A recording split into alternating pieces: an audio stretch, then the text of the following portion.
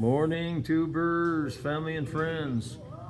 Very beautiful morning again this morning in northwestern Mindanao Island, the largest island in the Philippines, way south of Manila, the furthest possible island you can get in the Philippines from China. So it's really safe here, and we live way out in the jungle. There we have a nice road in front of our house, but this is where you can really get away from it, all. But I got some news this morning. I'm going to go over electric bill for last month, and we just received it this morning. And the weather's been really good, but we have been getting just torrential rain for 2-3 hours every day, or every other day, or maybe every third day at the most, depending on the last couple weeks here, which days it were. But we're getting lots of good rain for everything to grow. We have zero drought situation here, so it's really nice. So last month, my electric bill was and I made a mistake last time I was talking about this with you guys, 2,900 peso, which that's like $58. And last time I think my last video I mentioned it, I said $28. So $58 was my bill last month. And the reason why it's so small, because we use over 1,000 kilowatts per month, I think, and we're going to look at the bill here and I'll show you guys everything. But I have two savings on my electric. I have solar, right? I have a 15 or 16 kW solar system on grid, or it's a grid tie, you'd call it, system. Plus we have the net meter. We're on the net metering program. So that's new here. Actually, me and a couple other guys, and one was my buddy that lives in Polo City, was the very first one in this province on this net metering system program that they got. So it's huge savings. So the power I make and don't use, I send to the grid, right? I sell that to the power company here. So let's look at the bill. So this is Zeneco is the name of our, and this is a new format. They just this month came out with this new format, so they are working better to get their stuff together. So consumption for the month of May 2024, and like I say, this is Zeneco, Polo City. So the generation rate was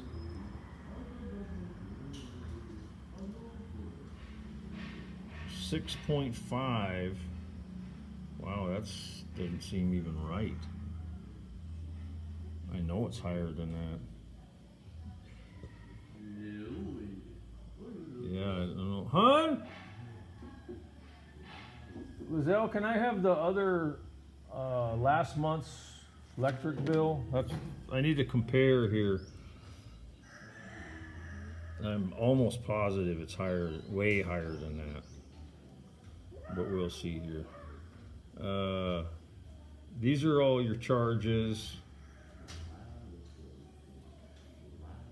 I mean, they have so many add-on charges and stuff, and I don't really pay much attention to them, to tell you the truth, anymore.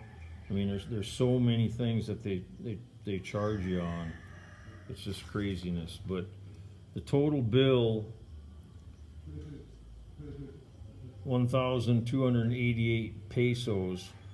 And then see, this is the credit. Actually, the total bill would have been almost 7,000 pesos, but because I sell back to the power company, I sold them 5,557 worth, so that's awesome. Down to 1,288. That's awesome. But this here generation rate just does not seem right to me. But we'll look at last month's and see what it was. I'm almost sure it should be like triple that. So I think they've made a mistake here, but oh well, their loss. Let's see here.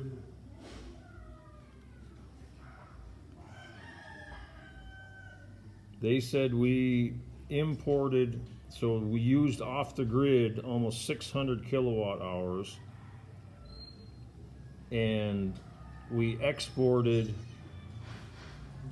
853 kilowatt hours. So you subtract them, and it was a negative 258. Oh, here's the rate. Okay, this makes more sense. Here's your real rate. Well, this new format, I'm just trying to understand it. Could you give me the other bill for last month, please? Thank you. But it's 11.2 is what we're at, and you know what? I thought it was at like more like 15 or 16, but we'll see what last month's was. But see, I gave them an extra 258 kilowatt hours to the grid compared to what I used off the grid, right? And still, with all their little add-on fees and all that stuff, we still had to pay a positive amount. You know what I'm saying? So all these little tiny costs for all this, these, I mean, look at missionary electrification. I mean, they come up with the craziest names. Stranded contract cost. Now, that was 0, but stranded debts, 25 pesos. What is stranded debt? You know what I'm saying, guys? I mean, it's just, I mean, look at it. It goes on and on forever. Of all these little charges. A lot of them are zeros, but like this one here, reinvest fund for CapEx, 266 pesos for that. Distribution system charge, that's a big one, 450 pesos. System loss charge, so when I get a blackout, they charge me. Figures, 600, and that's a huge one, right? 633 pesos. EVAT for system loss, there's another 66. So look at that, it was almost 700 pesos for system loss. So when they have blackouts, they charge the people for their blackouts, for their losses, for their downtime. Isn't that crazy, guys? And then transmission system, so all their new power lines and stuff they've been putting up, that was another 700, over 700 pesos. And actually closer to 800 pesos. And then your generation system, like I say, I mean, it only says 6.5 here, which is weird because that don't even make sense. And it's supposed, and then on the back page they say that the rate was 11.21. So I'm not sure, guys. It looks pretty fishy to me, but in their detriment. So anyway, I'm just happy with this. 1,288 pesos, and that's about as low as a guy can get. And like I say, they recorded that we used 600 kilowatt hours off the grid. Well, we use another at least 600. Okay, no, and that's not. No, that's the receipt. The receipt only. It's not. Only receipt they're gonna give to me.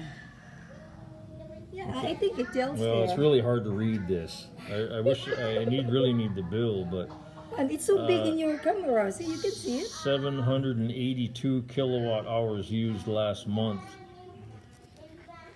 and compared to 600 this month. See what we paid last month, $29.68. But I'm trying to see what the rate was. Yeah, it says 5.6 here. That's crazy. I thought it was way higher. Maybe it's just higher in some other places, because I've been hearing a lot of these places, Dumaguete and stuff, they're like, it's up like 15, 16 on the rates, and we're still at. Well, this is the generation rate, and then when they tack on everything, See, so this is your generation rate, 6.5 here. But then when you tack on all their other little costs, then it jumps the rate to 11.2. So still, that's not bad compared to Dumageddon and stuff. I think they said there was 15 to 17 per kilowatt hour on their rate. So it hasn't gone near up as much here in this province compared to the other provinces. Not sure why. So anyways, I'm happy. Look at that, I got all these little graphs and stuff over here now. But still, there's something on here where once we start getting a credit, which actually we did this time, this here credit, once it gets bigger and the bill starts going to zero instead of a positive number, then they have to show a credit accumulated. So once they start showing a credit accumulated, they're going to have to adjust this billing format again to show me what my 30-day credit is and then my accumulated credit. And then the deal is that, let's say I had 10,000 pesos accumulated credit by the end of the year. I lose that if I don't use it before January 1st of the following year. So that's a situation where just try to keep your bill close to zero as possible.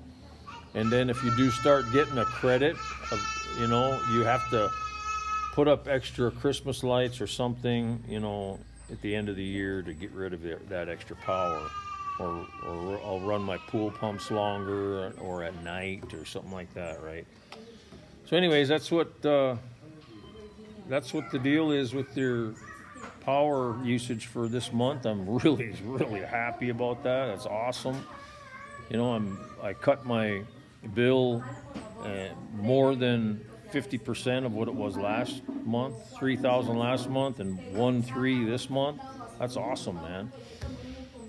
So that just tells you right there, guys, get your solar system sized right, watch your consumption, because see, we only run aircon at the most 12 hours out of a day, and it's probably closer to 8 to 10 hours, but depending on how hot it is, right?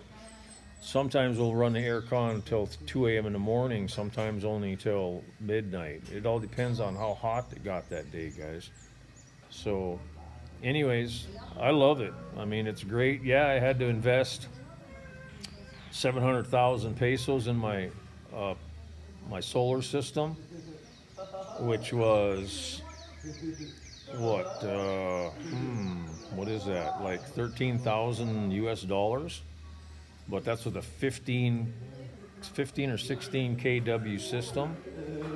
And I got three inverters, and it's a grid tie system. Well, I just also, if you guys are thinking about battery backup, the reason I didn't go with battery backup before is it was so darn expensive. But these LifePo 4 batteries that are coming out now out of China, cheaper than heck. I can get a 280 amp hour 3.2 volt battery, and it's about as big as my iPad. You guys have seen iPads. That's about how big the battery is, but it's like 3 inches thick, right? And each one is like $70 to $90 in that range for one of those. So I just sourced out all the wire, the battery inverter I would need, and like an 8, almost 9 kilowatt hour battery bank, which would be 30 of those batteries. You run 15 of those batteries in a series, which gets you up to 48 volts, and then you buy a 48 volt battery inverter, which inverts your DC from the battery to AC, that you can hook it up into your main line, going to your house and everything.